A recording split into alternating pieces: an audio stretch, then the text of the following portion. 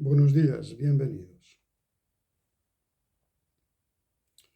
Me gustaría hablar hoy de las posibilidades de lo que en el hinduismo se conoce como satsang, que significa hablar de la verdad o juntarse en compañía de otros buscadores, satsangis, para hablar de la verdad, lo que quiere decir de algo más real de lo que ahora percibimos. El satsang es, digamos, una continuación de otros procesos que se han dado también en la cultura occidental. El diálogo socrático entre un maestro y su discípulo, en el cual hacen filosofía y avanzan sobre el lenguaje. Avanzan sobre el lenguaje, lo depuran y consiguen pasos y situaciones nuevas de comprensión lingüística o verbal.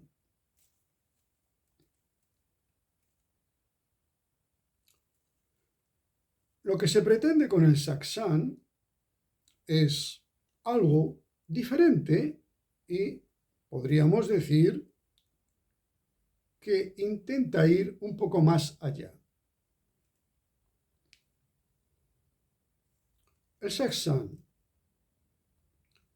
es el ensayo de hablar sobre esa área de realidad sobre la que no sabemos nada.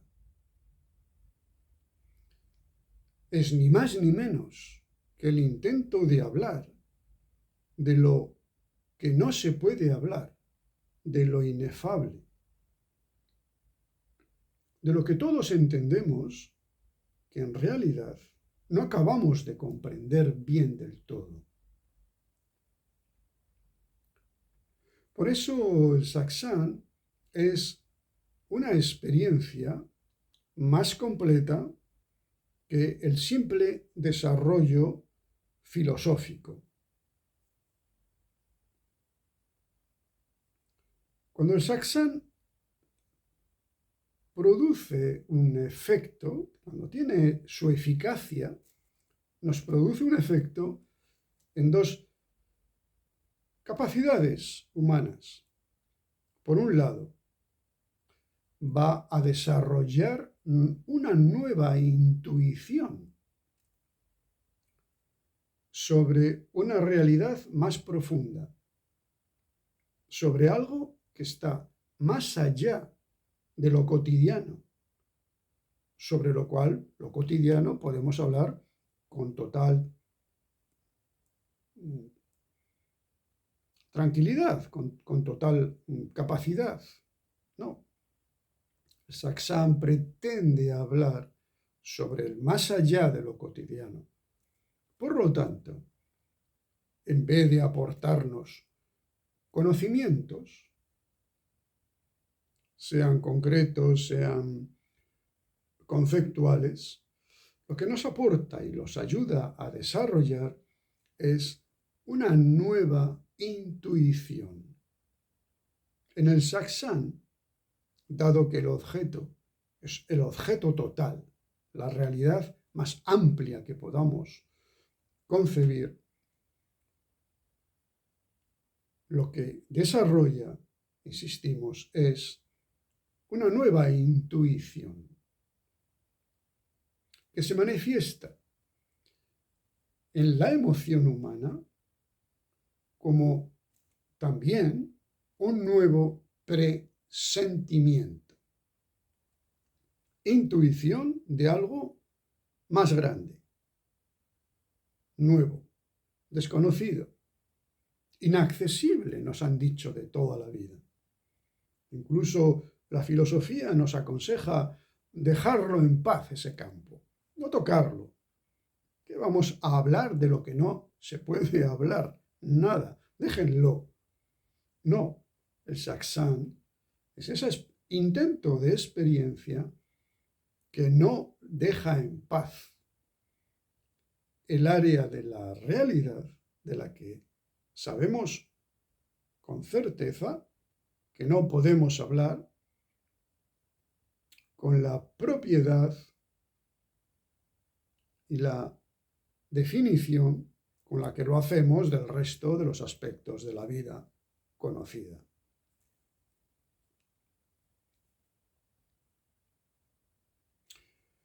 Por eso el sakshan tiene, digamos, como dos grandes intenciones.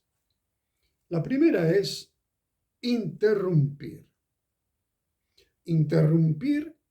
el pensamiento sobre qué es el mundo, la realidad, el todo de mi vida, no un objeto fuera de mí, sino ¿qué es esto?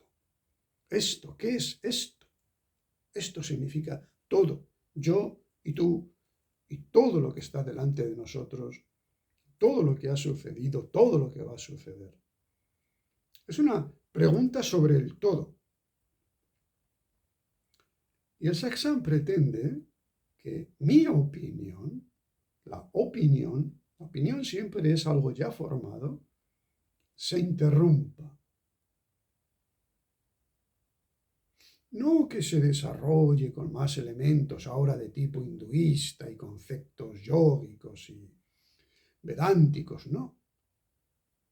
El sakshan pretende que yo interrumpa el opinar. El opinar es un asunto que nos ocupa la inmensa mayoría de nuestra capacidad de pensar. Opinamos, comparamos, criticamos, juzgamos, hacemos escalas de valores, hacemos clasificaciones, hacemos pequeños compartimentos intelectuales para clasificar la realidad. No. El sakshan no es dar información. Un buscador necesita información sobre una técnica yógica o sobre un punto filosófico concreto, de acuerdo. Pero en el momento del sakshan, la actitud y la disposición es mucho más integral y diríamos mucho más abierta y mucho más aguda, de forma que el sakshan pretende que mi máquina de pensar, mi máquina de opinar, se interrumpa por momentos. La interrupción de la opinión no va a producir nuevos conocimientos, pero sí va a producir en mí una intuición difícilmente expresable, pero sobre la cual yo también quiero avanzar. Aquel que me ofrece sakshan me ayuda a alcanzar una intuición difícilmente expresable, pero yo mismo, como receptor de sakshan, deseo y decido avanzar sobre lo inexpresable. Aquello que se me ha dicho que no se puede avanzar, que no lograré nada sólido y nada sustancial. En el momento del sakshan yo compruebo que no es verdad. Mi mente intuitiva, que sigue inmediatamente de la mente lógica, se sigue de la mente lógica que viene inmediatamente detrás. En el segundo después también se añade la lógica, pero mi mente intuitiva se activa, se potencia y de alguna forma contempla objetos de orden conceptual o intelectual. Por otro lado, el sakshan también intenta interrumpir el campo de la emoción. Intenta interrumpir mi sentimiento de ser yo. El sentimiento que dispongo en ese momento, en esa época, el sentimiento de quién soy yo, de qué soy yo. Esto es más delicado. Muchas personas pueden negar tal posibilidad como positiva. Habrá gente que diga interrumpir el sentimiento de que yo soy yo es indeseable y es incluso peligroso. Pero no es cierto, porque nuestro sentimiento de ser yo, tal o cual persona, tal o cual personaje, es enormemente limitado, enormemente repetitivo y enormemente aburrido en general. Por eso cuando mi sentimiento de yo ser yo se interrumpe, hay una situación que se queda abierta, en una interrogación, digamos, esencial. Y el que escucha el satsang presiente que él, que es él, puede ser más él todavía. Y comprende a la vez con la inteligencia y a la vez con la emoción que él todavía no es el que puede ser. Él no es todavía verdaderamente él mismo, el más auténtico, el ser que todo hombre busca en realidad. Toda la vida del hombre, se entienda como se entienda, es el intento de ser el mismo más real. Se realiza a través de la vida. Y ahí está el error. No se puede realizar, en general, quiero decir, a través exclusivamente de la vida, sino a través de ciertas modificaciones, podríamos llamar alquímicas, dentro de mi propio yo. Porque en el satsang no se trata de adornar al yo, ni educarlo solamente, sino que se trata de desplegarlo como algo que hubiera estado recogido en sí mismo, sin mostrar todas sus posibilidades, toda su realidad. La realidad esencial de su propia naturaleza, que está como recogida, replegada en sí misma. El hombre que escucha satsang entiende esto perfectamente. Yo, que soy real ahora, sí, de acuerdo, pero todavía no soy yo. Por eso, abro mi capacidad de oír y mi capacidad de sentir a esa experiencia que hacemos colectivamente.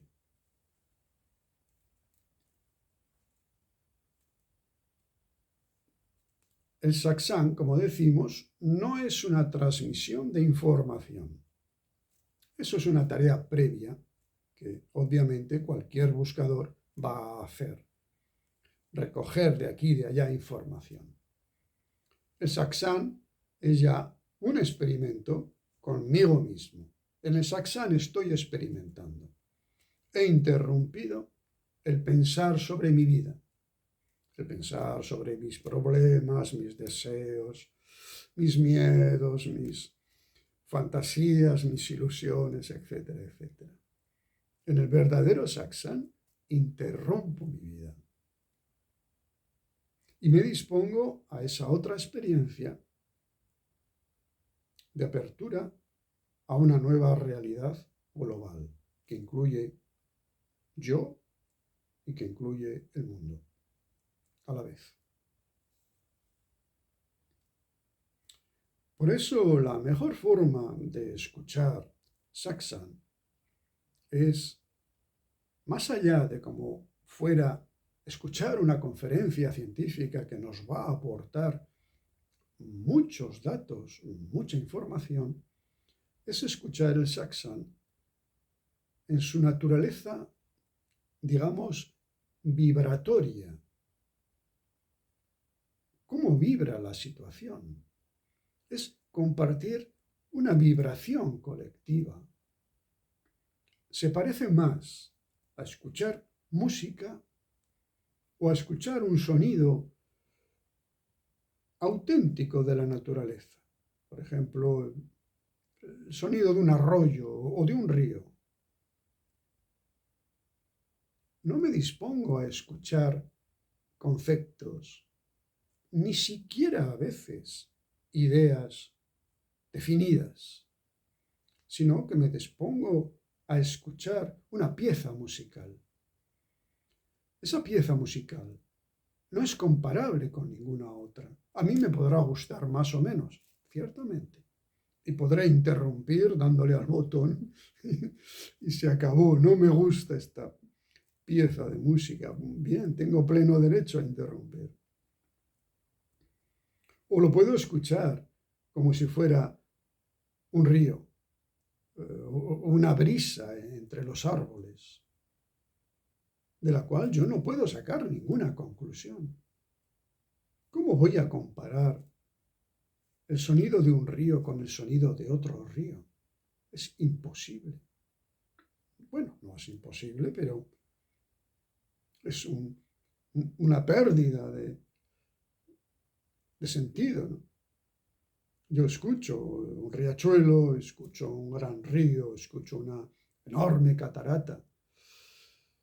Y esos sonidos generan en mí un estado vibratorio, tanto intelectual como emocional. Cuando escucho música, esto lo sabemos todos, se induce en mí un estado vibratorio que me producirá una mayor o menor simpatía, como si fuera un diapasón. Me hará vibrar más o menos, ¿de acuerdo? Pero el verdadero juego del satsang es compartir vibraciones que luego se van a precipitar o cristalizar como intuiciones muy definidas o muy consistentes, perdón, igual es mejor decir muy consistentes, mejor que muy definidas, y un nuevo sentimiento de quién soy yo, cuál es mi papel en la realidad.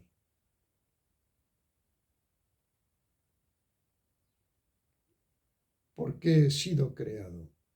¿Por qué estoy vivo? ¿Por qué estoy aquí?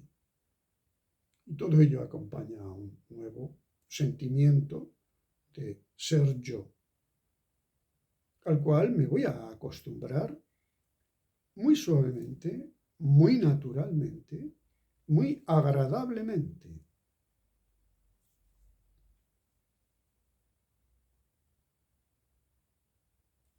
Y también podemos entender que el que emite satsang puede hablar en vivo y en directo, como si dijéramos de un programa de radio o televisión. Esto es, nos describe una realidad que él está viendo o incluso viviendo. La puede estar simplemente viendo en ese momento mismo y nos la describe. Y nosotros le acompañamos en su viaje. O También puede suceder que el que nos emite un sacsán esté recordando. También va a tener su valor. Esta segunda opción dependerá de la disposición y del nivel de entrega de aquel que escucha. En ocasiones es mejor hablar como en frío a alguien con el cual no se tiene un compromiso muy intenso de compartir, y en otras ocasiones se podrá hablar con calidez, con una participación más allá de las ideas. Una participación por la cual el que habla y el que escucha se permiten ambos entrar en una nueva realidad. Se permiten ambos participar por segundos quizás de una nueva realidad, de la sensación, de la presencia de una nueva realidad.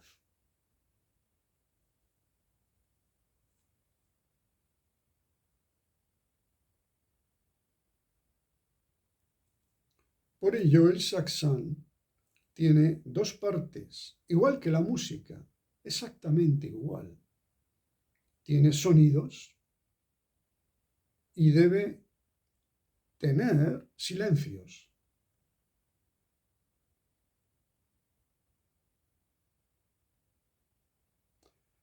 La música está configurada así, con sonidos y silencios que juegan entre ellos y producen ese efecto que llamamos estético, pero que en realidad también es una especie de iniciación a una nueva experiencia. La música nos inicia, no solo nos entretiene, no solo nos alegra, no solo nos distrae, no solo nos estimula, no. La música nos inicia. Y cuanto más receptivos, pasivos en parte, en una parte de nosotros, y entregados estemos, ese efecto de iniciación se produce con mayor profundidad. Por eso el saksán puede servir para estimular nuestros esfuerzos, no cabe duda, colectivamente. Puede permitirnos un compromiso con aquellos con los que compartimos el saksán, digamos, avanzar en el compromiso y en la capacidad de entrar en esas vibraciones nuevas, en esos nuevos territorios, porque uno se da cuenta de que el saksán, por decirlo así, siempre es obra de dos. No hay saksán solitario. Habrá algo equivalente cuando el centro intelectual se abra y el hombre reciba ideas e intuiciones directamente de arriba. Pero mientras eso sucede y el centro intelectual no está abierto y desbordado por nuevas comprensiones, el saksán es obra de dos. Digo de dos como puede ser de 200 o de 2000. Es obra de dos. Alguien habla y alguien escucha. El que habla no sabe lo que va a hablar. El que escucha no define el valor de lo que está escuchando. No lo maneja, no lo manipula. No lo critica, no lo compara.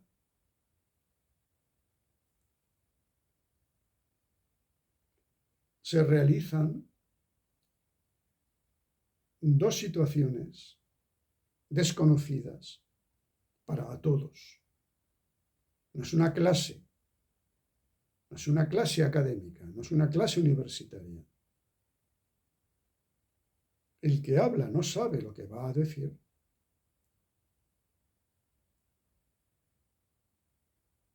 Y el que escucha no elige qué escuchar. No define lo que quiere escuchar y lo que no quiere escuchar. No controla lo que escucha.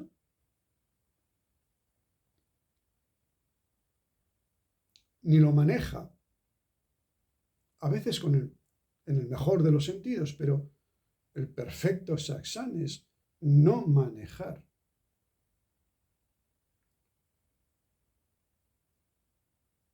Lo que uno recibe para llevarlo en una u otra dirección, sino dejarlo vibrar, que vibre. No hay ningún problema. Yo a lo largo de mi vida he escuchado miles de piezas musicales y también he escuchado miles de sonidos naturales, gloriosos, a los que no he prestado la mínima atención. No me han dicho nada. Todos los conocemos. El ruido de la lluvia, truenos y relámpagos, riachuelos, el viento en el bosque, sonidos naturales que no transmiten conceptos, pero que nos permiten entrar en un nuevo estado que vamos a reconocer como mucho más propio que el anterior, incluso mucho más real que el anterior.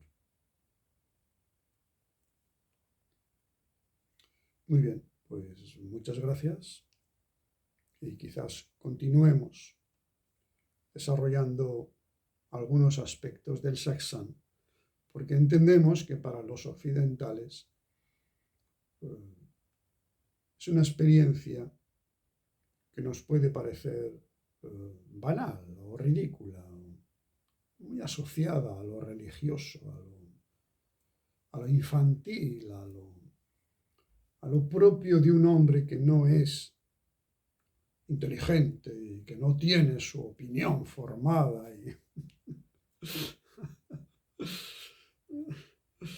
que al fin y al cabo en el saksán, ¿qué has aprendido? ¿Qué te han dicho? A ver, ¿qué has escrito? En Occidente somos de eficacia, de eficiencia y eficacia, ¿no? Y el saksán no busca ni la eficacia, quizás sí la eficiencia de experimentar nuevas posibilidades vibratorias. Somos vibración. Nuevas posibilidades vibratorias de estar en la vida y nuevas posibilidades vibratorias de ser. Aunque esto segundo admita su discusión. Muy bien, pues muchísimas gracias y buenos días.